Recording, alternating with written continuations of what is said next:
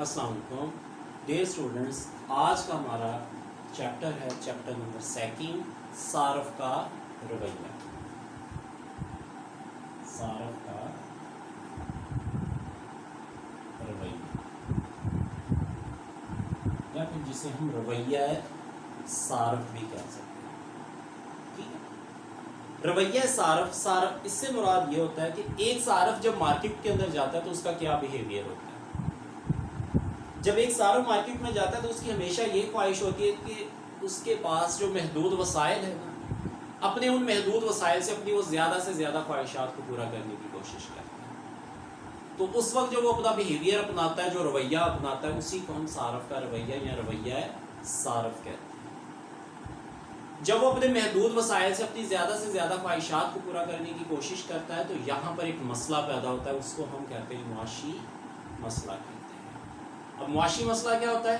جہاں کہیں بھی انتخاب کا مسئلہ پیدا ہو۔ انتخاب کا مسئلہ ہم اس لیے کہتے ہیں کہ اس کے پاس جو وسائل ہیں وہ تھوڑے سے محدود ہیں، لیکن جو اس کی خواہشات ہیں وہ بہت زیادہ ہیں۔ وہ کیا کرتا ہے؟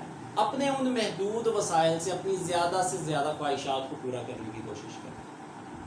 تو جب وہ اپنے محدود وسائل سے زیادہ خواہشات کو پورا کرنے کی کوشش کرتا ہے تو پھر وہ ان کی ڈسٹریبیوشن کرتا ہے کہ کون سی خواہش میری زیادہ امپورٹنٹ ہے، کون سی کم اور کون سی اس سے کم، تو وہ پھر انتخاب کرتا ہے۔ تو اسی لیے ہم کہتے ہیں جہاں کہیں بھی انتخاب کا مسئلہ پیدا ہوتا ہے تو اس کو ہم معاشی مسئلہ کہتے ہیں۔ تو اسی کو سالو کرنے کے لیے جو معاشرت جو تھی وہ اپنی انٹروڈیوس کی۔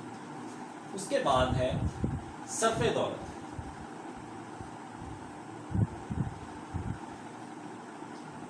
صرف دولت کا جو نظریہ تھا وہ ایڈم اسمتھ نے بہت اچھا بیان کیا ہوا تھا۔ ایڈم اسمتھ کے مطابق ہم اپنا روپیہ پیسہ، ہم اپنی اشیاء اور خدمات کی مقدار وہاں پر خرچ کرتے ہیں جہاں سے ہمیں زیادہ سے زیادہ تسکین حاصل ہو۔ اب اسی کو وہ لے گیا افادے کی طرف۔ افادہ کسی بھی شے کی تسکین فراہم کرنے کی صلاحیت کو، کہ ایک آدمی اپنی اشیاء اور خدمات کی مقدار وہاں پر خرچ کرے گا جہاں سے اس کو زیادہ سے زیادہ افادہ حاصل ہوتا ہے۔ اسی کو ہم کہتے ہیں صرف دولت ہوتا ہے۔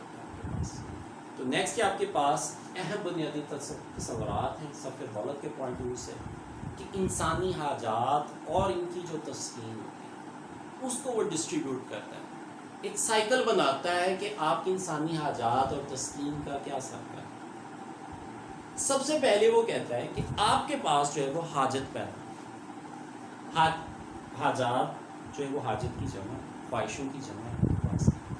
سب سے پہلے جب حاجات آپ کے اندر پیدا ہوتی ہے، خواہش پیدا ہوتی ہے، تو پھر آپ کیا کرتے ہیں؟ معاشی سرگرمی کے اندر حصہ لیتے ہیں، آپ کام کرنے لگ جاتے ہیں۔ جب کسی آپ معاشی سرگرمی کے اندر حصہ لیتے ہیں تو آپ کو جو ہوتا ہے وہ دولت حاصل ہوتی ہے، اور جب آپ کو وہ دولت حاصل ہوتی ہے تو آپ کیا کرتے ہیں؟ اس دولت سے اپنی اس خواہش کو پورا کرتے ہیں، تو آپ کو تسکین ملتی ہے۔ جب تسکین ملتی ہے تو آپ کی وہ جو خواہش ہوتی ہے وہ پوری ہو جاتی ہے۔ اسی کو ہم کہتے ہیں انسانی حاجات کا ایک سائیکل بن جاتا ہے۔ تو سب سے پہلے آپ کے اندر کون سی چیز پیدا ہوئی؟ حاجات۔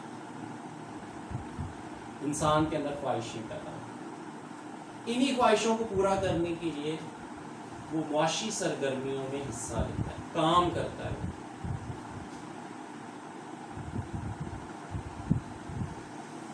جب وہ کام کرتا ہے تو اس کام کے بدلے میں اس کو معاوضہ ملتا ہے، اس معاوضے کو ہم کیا کہتے ہیں؟ دولت۔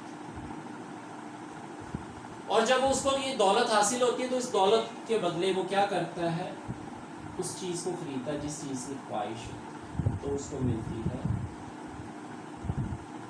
تسکین۔ تو جب اس کو تسکین ملتی ہے تو اس کا مطلب ہوتا ہے کہ اس کی یہ جو خواہش ہوتی ہے وہ پوری ہو جاتی ہے۔ تو یہ پورا ایک سرکل بنتا ہے انسانی حاجات کا اور اس کی تسکین۔ یہاں پر انسانی حاجات جو ہوتی ہیں وہ 3 حصوں میں تقسیم کی جاتی ہیں۔ پہلی، بنیادی ضروریات۔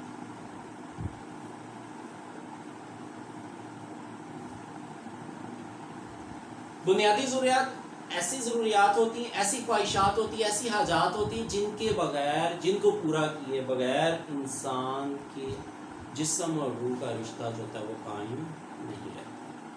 تو اس کو پورا کرنے، جب آپ پورا کرتے ہیں تبھی یہ رشتہ جو ہوتا ہے وہ قائم رہتا ہے۔ اس کا مطلب یہ بنیادی ضروریات ہے۔ جیسے ہم کہتے ہیں کہ پیپلز پارٹی کا ایک نعرہ تھا، روٹی کپڑا اور مکان۔ تو یہ روٹی کپڑا اور مکان آپ کی بنیادی ضروریات ہے۔ ان کو سب سے پہلے ہم پورا کرتے ہیں. جب انسان کی خواہش پیدا ہوتی ہے نا کسی بھی چیز کے حوالے سے، تو اس میں سب سے پہلے جو خواہش پوری ہوتی ہے وہ بنیادی ضروریات کی ہوتی ہے. اس کے بعد ہے سیکنڈ ہے آپ کے پاس سہولیات. اب یہ سہولیات کے اندر کون سی چیزیں آ جاتی ہیں جو آپ کو آسانی فراہم کرتی ہیں، جیسے موٹر سائیکل، الیکٹریسٹی ہے آپ کے پاس، ایئر کولر ہے آپ کا. یہ وہ ساری چیزیں ہیں جو آپ کی زندگی کے اندر آسانیاں پیدا کرتی ہیں. تو ان کو ہم کہتے ہیں یہ سہولیات ہیں آپ کے پاس. اور اسی طرح سے انسانی خواہشات کی تیسری کیٹیگری بنتی ہے آپ کے پاس تعشیات.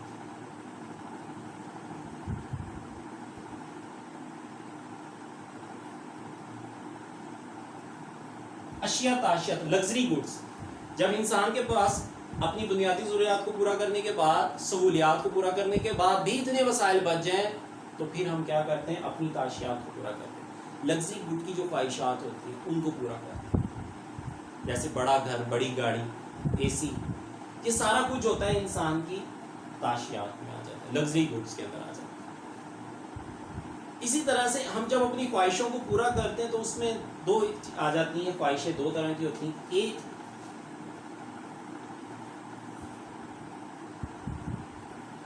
معاشی حالات.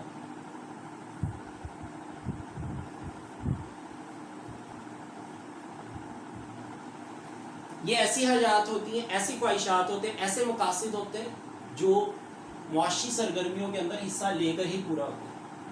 ان کے بدلے آپ کو کام کرنا ہی پڑتا ہے، ان کے بدلے میں آپ کو معاوضہ کمانا پڑتا ہے اور اپنی خواہش کو پورا کرنے کے لیے وہ معاوضہ دینا پڑتا ہے. تو ان اشیاء کو ہم کہتے ہیں معاشی حاجات. جیسے آپ نے گاڑی لینی ہے تو اس کے لیے ورک کریں گے، محنت کریں گے، کمائیں گے تو پھر ہی آپ گاڑی لے سکتے ہیں. تو پیسہ دیں گے تو گاڑی آئے گی. تو یہ معاشی حاجات ہیں آپ کے پاس. اور اسی طرح سے بی کیٹیگری میں آپ کے پاس آ جاتا ہے غیر معاشی حاجات. غیر معاشی حاجات میں آ جاتا ہے ایسی خواہشات جو فری میں پوری ہوتی ہیں آپ کی، جیسے ماں باپ کا پیار، سورج کی روشنی، ہوا، پانی. یہ وہ ساری خواہشات ہوتی ہیں جو غیر معاشی ہیں، جس کے بدلے میں آپ کو کوئی معاوضہ نہیں پورا کرنا پڑتا، فری میں پوری ہو جاتی. ماں باپ کا پیار ہے، دعائیں ہیں، روشنی ہے، سورج کی روشنی ہے آپ کے پاس، سمندر ہیں، دریا ہیں، یہ ساری چیزیں قدرت کی طرف سے آپ کو فری ملتی ہیں. تو ان سبھی کو ہم کہتے ہیں غیر معاشی حاجات ہیں آپ کے پاس. تو ایسی حاجات جن کے لیے آپ کو معاشی سرگرمیوں کے اندر حصہ لینا پڑ جائے تو ان کو ہم معاشی حاجات کہتے ہیں. اور ایسی خواہشات جن کو پورا کرنے کے لیے آپ کو معاشی سرگرمیوں میں حصہ نہ لینا پڑے، ان کو ہم غیر معاشی حاجات کہتے ہیں. آج کا ہمارا لیکچر جو ہے یہی تک ہے. انشاءاللہ نیکسٹ ڈے ہم معاشی حاجات کی خصوصیات کو ڈسکس کریں گے. اپنا خیال رکھیے گا. اللہ حافظ.